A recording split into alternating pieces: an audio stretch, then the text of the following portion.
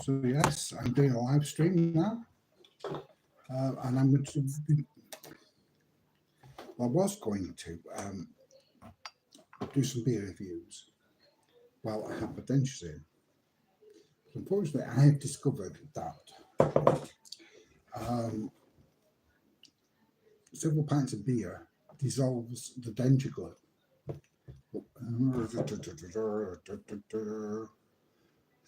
So this won't be happening unless I could actually do a reapplying dentures stream, but I don't fancy doing that. Anyway, I'm just finishing off a kind of blue moon. You see that there? Yes. So I'm just finishing off a kind of blue moon, and it's very nice. Wheat beer. I've also, well, I've been waiting to do this because other people have been streaming. I've drunk a bottle of this, which is very nice. A bottle of this, which is also very nice. A bottle of this. Again, can we guess? Yeah, it was very nice. Bottle of this. What are we thinking? Yeah, very nice. And a bottle of this, which surprisingly, let me see it on the screen. Garlic beer. Future. No, yeah, also very good. So anyway, I decided to do this live stream thing. Oh gosh. Washing machine's going in the background, I'll turn it off. Give me a second.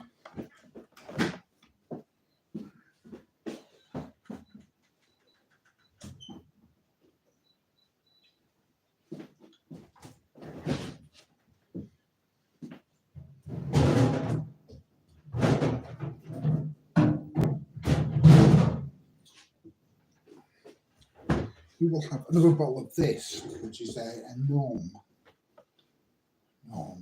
Bavarian beer. Now, one of the things in the name of science that I wanted to test was if I could get away with music in the background from Alexa, like, and whether it would trigger the copyright shit and all that. So let's see. Alexa, shuffle my playlist, Hypercool. Shuffling your playlist. Hypercool on Amazon Music. Oh, now this is Wand by Blending Lips. It's also used for an Intel, I think it was an Intel advert. Right, I'm going to open this bottle of Norm. It's always going to do like Chom. It's like the big sort of like corporate entrance in June. Oh, Alexa, quieter. Alexa, quieter. Famous. Oh, sorry. I'm streaming on the internet. This is Mrs. Plastique. It's okay, you're not in short.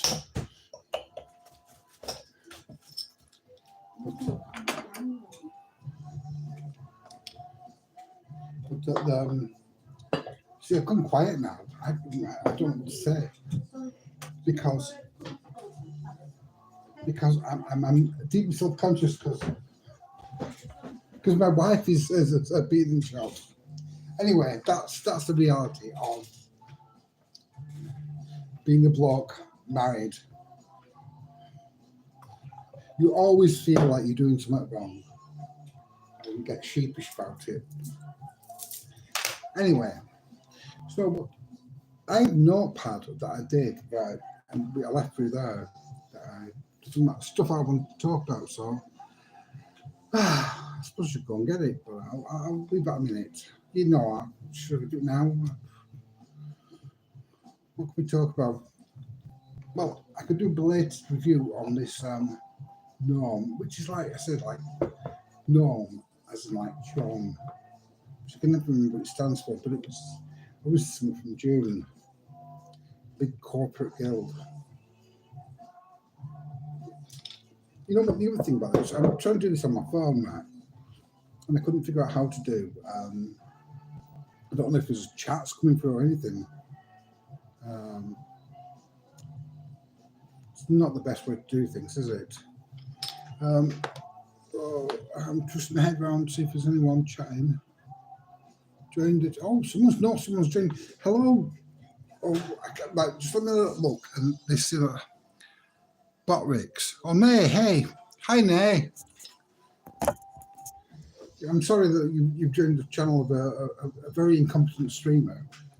Anyway, if you can get your hands on the bottle of this, it's very nice. So it should, there should be some way to make this chart come up. Oh, I do not understand it. Anyway, I hope you're having a good night. It's Sunday night. Well, obviously it's going to be Sunday night wherever you are, but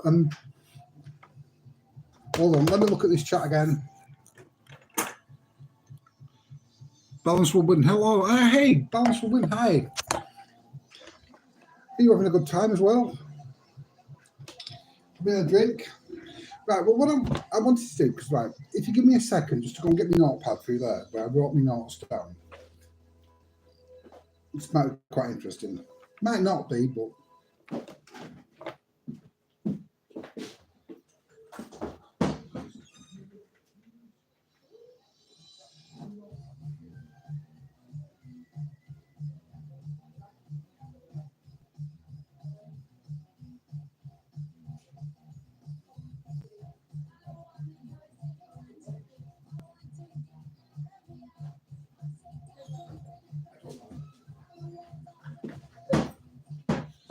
Right, I'm back. I've got this. Right. What I want to do is cause I love horror movies, absolutely love horror movies. So I wanted to make a list of the 10 horror movies I really, really, really love. Oh gosh, this is I'm on the sniffers. I can't remember what it's called, this song. This anyway. So I made a list of 10 of my favourite horror movies that I want to sort of expound and what's the word? Evangelically sort of suggest to you that these are films you really need to watch. And I don't know if they're obvious ones or not, but the ones that I really love. Right, so let's start off with number one. And this is a film that's just, it's super. I mean, if you look at my channel, I did a remix of the theme of it. The theme by Claudio Simonetti, who was the prog band Goblin. And this film was also sort of Goblin did a lot of themes for Dario Argento films Opera and Suspiria, Deep Red. But this is not a Dario Argento produced this film, but it's actually directed by Lamberto Bava, who is the son of Mario Bava, who did all kinds of Black Sunday, Planet of the Vampires, all that kind of really classy stuff. But Lamberto Bava made a film in the 80s, by 84, I think it was, called Demons. And when I saw that, I mean, I went out from the video library, and there was a group of us friends, and we were we were 15, and we were got some tinnies in, sneaked some tinnies into the room, and we were watching this horror film, and it absolutely blew me away at the time. And since then, I've watched it numerous times afterwards. The basic plot is people get offered a ticket to a movie theatre to watch some strange film. They go, and then the film, which is a horror film, mirrors what's happening in the theatre. There's a mask that, when you put it on, scratches your face, it infects you with the demonism, which turns you into a fast zombie. Which I think this is the first fast zombie film, actually. Anyway, you oh sorry, oh gosh, more chat. Let's have a look. Oh, Zed, we're animals. Everyone's an animal. How's our day going? Balance will win. Day's going really well. It's obviously very late in the day here in UK land. You know, late enough to be. God, I don't know what time it is. I think it might be even be after midnight. Anyway, I've lost out. Where we are? Demons. Yeah. So what's happening in the movie theatre moves what happens on screen, and there's that weird mix of, you know, you're watching a film of people watching a film, and there's the blurs of reality, which will also come onto another film later on. But it's got a kind of semi-deep theme, but then it's wrapped up in lots of like schlock type tropes.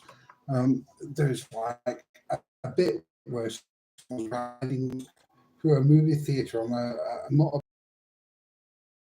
chopping off demons, and helicopters fall through.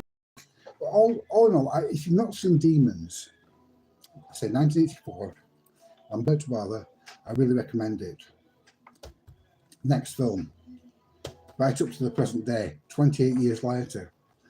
Went to that on my own to the pictures because no one would go and see it with us because everyone was like, you know, a bit frightened.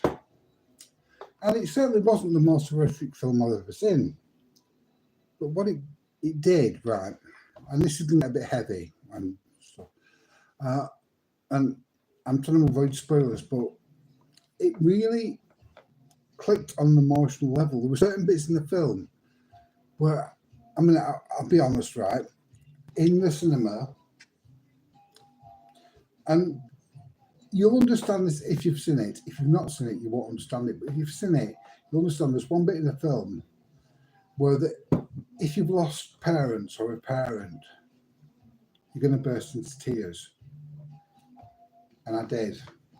And that's just one of the things that that film did. I mean, there's so much about it. It was a beautifully shot. A lot of the I would say it was very impressionistic because like a lot of what they did was like they used clips of like old films and old TV and all that to try and express the mood. And it's absolutely amazing. And what's that? I've written the date down to 2025, which is this year, and it's great to see that things are good. Things that are pushing the boundary are actually being created now, and because so much of this list is like in the past, so it's lovely to see something that's like modern and recent. We're doing chat. Is anyone? Oh no, we're still at Your Animals from Zed. I see. Yeah. Next one. Quatermass and the Pit. That's 1967. Ray Bard Walker, who had did lots of horror, lots of Hammer films and stuff. Now this was originally a TV series before it was a film, and it's part of the Quatermass. I don't know what this is, a trilogy, quadruplogy, whatever. But it started off with like Quatermass, the Quatermass Experiment, Quatermass in the Pit, and then the Quatermass Conclusion, whatever it was, which was like Quatermass's with Robert Mills. But this one is really good because it's like it really blends the idea of horror with science fiction. You're talking about them finding this ancient buried spaceship when they're doing sort of like renovation on the subway lines in London at a place called like Hobbs End, and it's I really don't want to spoil this because if you've not watched it, you really need to watch it. It is an absolutely astounding film. It really is. But basically, it plays into like kind of Lovecraftian tropes about like ancient inhuman intelligences and also this idea that like what we perceive as like superstition and beliefs in the metaphysical things like the devil are actually sort of like have a strong scientific basis. And of course, this character like Quatermass, which I think is an absolutely amazing character. I mean, if you've seen the Quatermass conclusion with Robert Mills, um, which basically is the end of the arc for the Quatermass character, you do see that he is like this explorer of like unknown ideas. I mean, it's all down to the writer Nigel Neal. Um, um, Absolutely, it's absolutely amazing. I mean, I cannot rave enough. And again, it's going to be referenced later on. In fact, it's going to be referenced next because um, the next film on the list is Prince of Darkness by John Carpenter, which they listed one of the writers as Nigel Neal as a pseudonym. Um, Nigel Neal had worked with Carpenter on, I think, and I might be wrong about this, but I think it's oh, by the way, if you can hear any music in the background, it's Sonic Youth. I think Youth Against Fascism. Yeah. Distracted. Oh, is this a new chart? Oh gosh. Anime Edit Boy. Hey, Anime Edit Boy, how are you doing? We're talking about horror movies. I'm not saying these are my favourite horror movies, but I had a list. I thought make a list of 10 horror films that really sort of like communicated with me and really sort of like resonated with me. And we're up to number 4, which is Prince of Darkness, which is, let's say, a John Carpenter film. And they list Nigel Neal as a pseudonym for one of the writers. But Nigel Neal didn't have anything to do with writing this. I think, well, no, it doesn't. But he did have he was involved with writing Halloween 3 Season of the Witch, which he didn't ultimately like because it was too gory. But I mean, Nigel Neal is someone who's explored a lot of, like, again, using that word again, Lovecraftian ideas.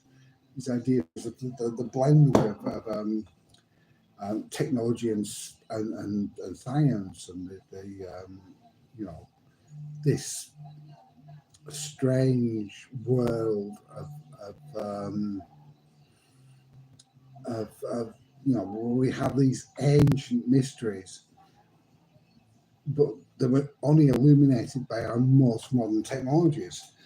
If anyone's seen a film, that's not a film, it's like a BBC series called The Storm Tide, that will perfectly illustrate it.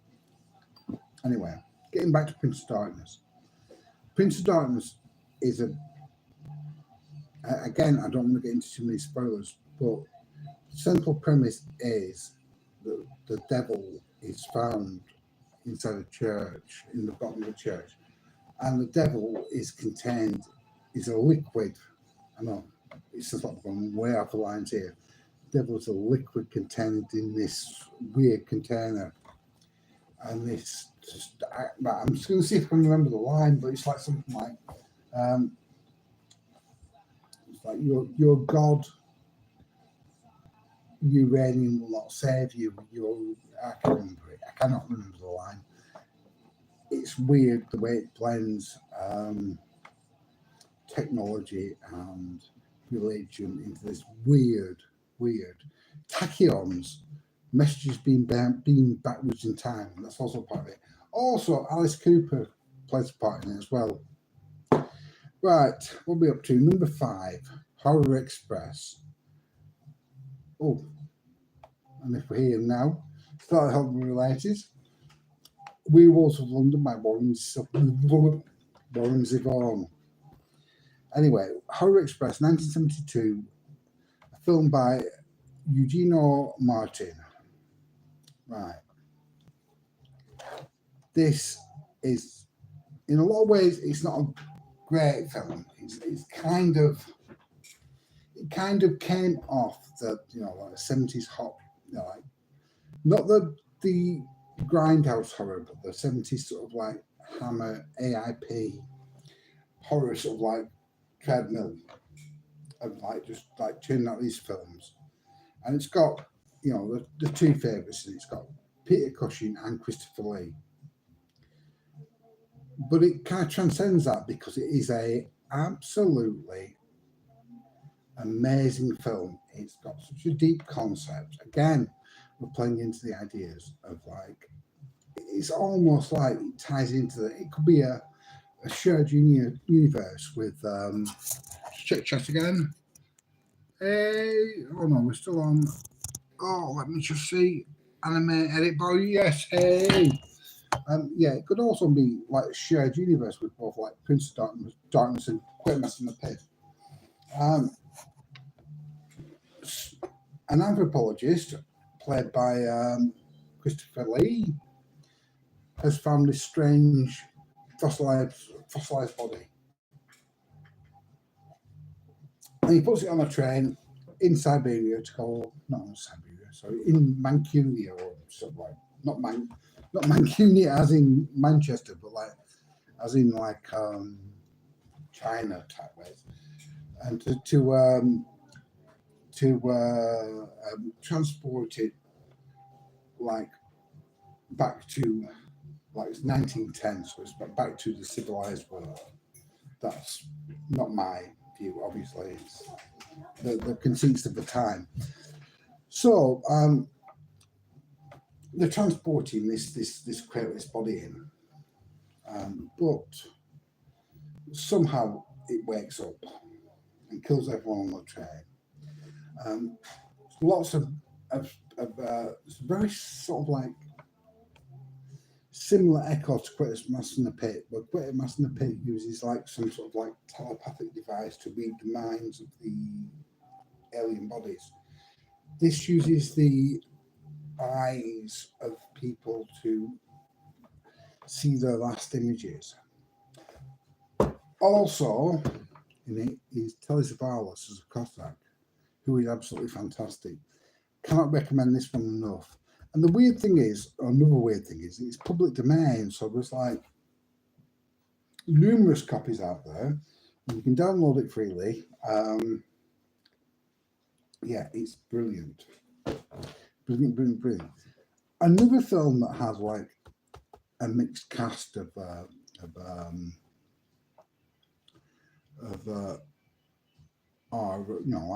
all the big horror celebrities, and which is at number 6, which is like, oh, what's this on the music? Mesopotamia. Mesopotamia by the B-52s. Now, this odd, interesting bit of trivia was produced by David Byrne of Talking Heads, but don't know if you want to know that. Have we got any more charts in there? Nope. Right, so we're saying number 6, aren't we? Scream and Scream again. Now, in a minute, I will get back. There's some personal related story to this, and I'll get to that in a second. But I'll tell you about the film first. Manages to get, I think it's an AIP film. Gordon Hessler directed it. 1970. It's got Christopher Lee, Peter Cushing, and Vincent Price in it. Now, it's kind of a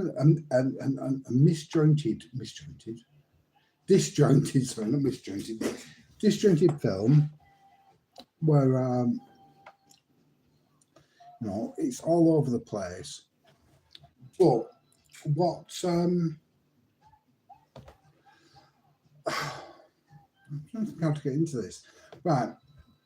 And you'll understand in a second when I tell you about it. It starts off with someone jogging, and then it cuts off them, and they're in a hospital bed, and they pull back the sheets, and one of the legs missing, and that's a motif through the film. You know, this person's in a hospital bed and another limb's missing. And then also there's a vampire going, or a creature like a vampire going around, killing people. And at one point he's handcuffed to a car and pulls his own arm off.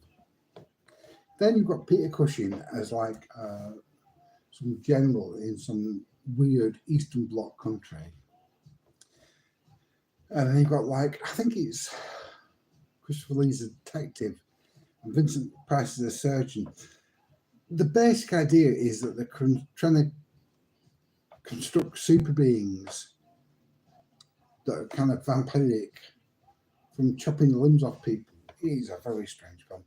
But the story related to me when I was really young kid, right? This is really bad. I don't know who's to blame for this, but I'll take the blame myself. When I was a really young kid, we all had our little books we wrote for school, and I drew a little picture of Scream and Scream Again of like the person ripping a hand off the car and running away, and I wrote about Scream and Scream Again, and that must have been about 8, and there was a comment from a teacher: "I do not think your parents should be allowing you to watch films like this." Now the truth is, I was staying with my grandparents, and they let me have a TV in the room, and I watched it. But it was like, I always thought it was like amazing. I'd drawn this really sort of like detailed picture of like someone having a hand ripped off, and they're like, "I do not think you should be watching films like this at your age." What's this? Oh no, we've got some psychic TV on the music in the background. I think this is Papal Breakdowns. Next film, number 7. I'm not going to say it yet. Oh, do we have a new person in chat? Hey, J. Dickey. Oh, and Blitzbox Players and Elijah. Oh, wow. Wow, lots of people in chat. Right. I'm really sorry now. I have to go for a wee. Can you wait for a second while I go to the toilet? So put this beer in front to look at. Oh no, can we see it?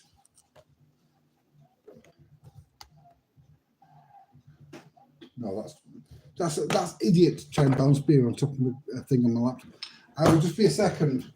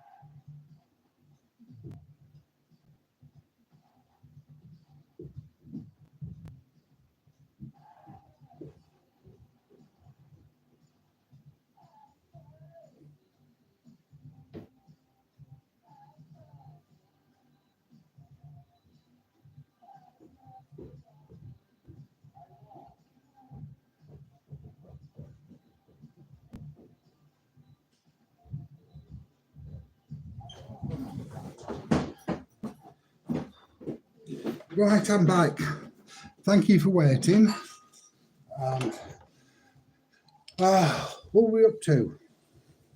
Oh yes, number 7, Videodrome. I'd be really surprised if you haven't heard this, but it's like a David Cronenberg film.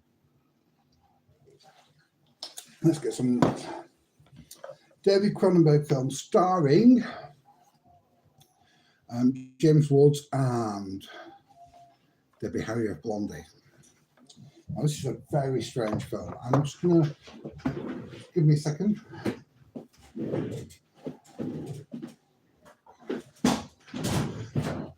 And when I say strange, see, I haven't got the bottom of here. When I say strange, I mean perverted, but also brilliant. It's kind of related to the idea of like kink. And I've got someone else in the chat. So I have to turn the phone upside down here. Oh God, there's like, hi, yeah, YTB, hey, yeah, lots of stuff. Yes, hi. Hope you're enjoying this. I'm just sharing some films. I'll run them all down at the end, so you can know. But like Videodrome. So basically, Max Wren, played by James Woods, is a video producer. He's always looking for the next big thing. And he finds this channel, Videodrome, which is all about, it's like a snuff channel with people being coached on it. And he gets involved with this woman called Nikki, who's played by Debbie Harry. And she ends up going to like Videodrome, which is a track all around the world, but find out it's only like in somewhere near to them, in a different state in the US. Which in itself is like the plot to like something like 8mm. But then what makes it different is that like James Woods' character Max Wren starts to mutate. He gets like this vagina-like wound in his belly that he plunges his hand into, and then he pulls it out, and there's a gum mutated fused to it. And alongside this is this cult leader called like Brain Oblivion, and there's got this one line that it's one of those lines that really sticks with you. I can remember it now. Like he says, like, if reality is television, no, I can't remember it. Yeah, if television, no, I got it wrong at the start. If television is reality, then reality is less than television. And that's what the point of it is the point is that what are we looking at? Is it real? Is it some sort of creation on television? Is it some fusion of both? Videodrome, David Cronenberg, so many films are just absolutely amazing. On the next list I do be more David Cronenberg films, but yes, absolutely brilliant. Oh no, this is a really nice song here. I don't know if you can hear it, but I'm hopefully keeping all the songs like low enough so they don't trip YouTube. Oh, I've got something else here. Oh no, it's still. I don't know how to say that name. YTBHAD33D. Hi. Yeah, this is a Panama Wedding and Younger Love. Next film, number 8. It's an Australian film called Zombie Brigade. Now, this isn't like lots of people say like it's a great film, it's great art, but it's always a film that just really appealed to me. It's something I really enjoyed. And pretty much a typical, it was an Australian film, so it's got its own unique charm to it. Zombie film. Basically, the zombies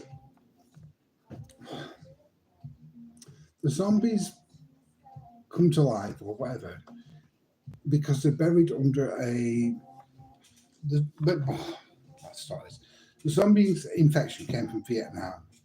And Australian troopers in Vietnam got infected with the zombie virus, but they were all buried under the war memorial. When the war memorial is demolished, in order to make I think it's for a Japanese corporation wants to make a theme park, all the zombies come out. Now that will be just like a pretty standard zombie film. But what's really good is it draws on it really sort of like plays into that native and indigenous sort of like Australian people, because and also the history of the non-indigenous people, because in order to defeat the zombies, they go to the sort of Aboriginal shaman who awaken the spirits of the First World War, dead in Australia, and they fight the sort of like modern zombies. It's a really good film. I really do rate it. It's not quite as deep as some of the films in terms of like existential concepts, but what it is it does play into like a lot of the cultural issues of like, I suppose, like you've got like different cultures. You've got like a culture of the old people who've got like, at the time it was made in the 80s. Well, I've not written the date that day. It was made in the 80s. So a lot of people would have had memories of like some. I'm going to give you a little bit of a secret here, but I'm like kind of old, and I kind of, well, I was born in the 70s, so I kind of remember the 80s quite well. And I knew people, my great granddad, I mean, I spent a lot of time with him, who was in the First World War. So, it's not beyond the realms of possibility, not beyond not possibility, realms of credibility that these people would know people who had fought in the First World War. So you've got like all these different cultures interacting. Vietnam, which surprisingly Australia played, not surprising, Australia played a massive part in Vietnam, which is not something else I imagine gets covered a lot in America. But yeah, you've got these different cultures. Like, yeah, I think I've made that clear enough, or I've made it confusing enough. But anyway, it's a very good film. Who directed that? Camila Muscat and Barry Patterson. They don't have much of a career beyond that, but it's certainly a film worth watching. I don't think I wrote a date, but next one, we're at number 9. Only one more to go after this. This was a film that really, I mean, it wasn't just a film that was a favourite of me, but it was like a whole family favourite. My sister's favourite, my mum and dad's favourite. And I think I might have forgotten the star. And he's incredibly famous. This is the trouble doing streams when you're drinking. What would his name be? He was the narrator in War of the Worlds. And I've not written it down. I know Lee Remick was in it as well with him. Richard Burton, that's it. Richard Burton, Lee Remick. The Medusa Touch. It's a murder mystery. But it starts off as a murder mystery. Some bloke, played by Richard Burton, had been bashed on, but it's not quite a murder mystery, it's like an almost murder mystery. Someone's almost been murdered. Richard Burton has been bashed into like a coma in his house, in his flat. And it's an investigation into why. But as they investigate into why, it reveals more and more details that he was actually capable of using the power of his mind to cause misfortunes to other people. That's the Medusa Touch. Now, I'm hoping people will go and watch this because I do not want to spoil it any further, because I could say, but I want to say loads of things. about this film, but you have to watch it. I'm not going to tell you who's killed him. Not quite killed him. I'm not going to tell you what's happened. It is absolutely amazing. It really is. It's one of those films that's like, you don't think it's a horror film. and it chugs along through lots of it, through most of it, and it isn't. And then suddenly it becomes so utterly catastrophic and apocalyptic and bleak that it's amazing. You've got to see the Medusa Touch. Jack Gold directed it, 1978. I can't sum that up enough. It is brilliant. You need to watch it.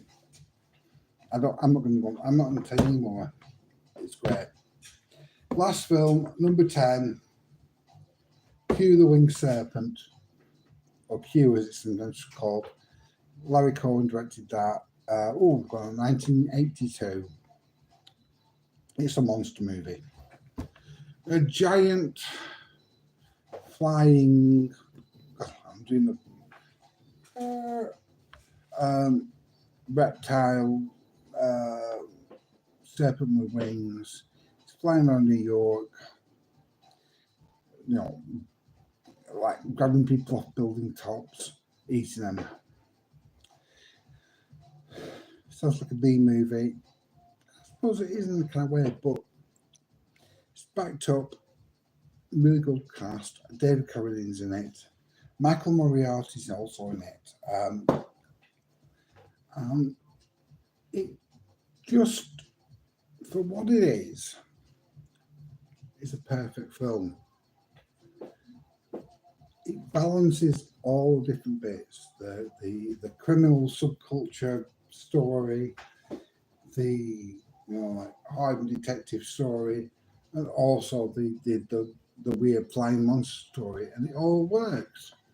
Now, there was a thing about whether I was going to put this as the last film on my list, or I was going to put another Larry Cohen film on called God Made Me Do It. I thought that takes way too much time to try and get into, which it'll be for the next video. But like Larry Cohen has said, he did this, he did the It's Alive trilogy, which I will talk to at some point in the future. Talk about in some point in the future. Oh, by the way, if you can hear any music, it's Last Rita Mitsuka and Hip Kit. Yeah, God Made Me Do It. That's an even weirder film. But yeah, Hugh the Winged Serpent. If I had to say something about it, it's an example of how you can do a monster movie and make it more than about the monster. Michael Moriarty is this acquisitional crook who's got some information about saving the city, but does he want to give it up? Does he not? Honestly, watch it. Right, that's the 10 horror. I did that list. Wait, 10 horror movies. Right, well, I've kind of run out of my expected things to talk about. Oh yeah, did I mention about the teeth? The entire, well, not the entire, but one of the things about this stream I wanted to do was like test out how I'm going to do my new teeth. Would you like to see how we apply? I'm going to get a tissue here. Would you like to see how we apply Fixodent teeth and put them in? Because I found out that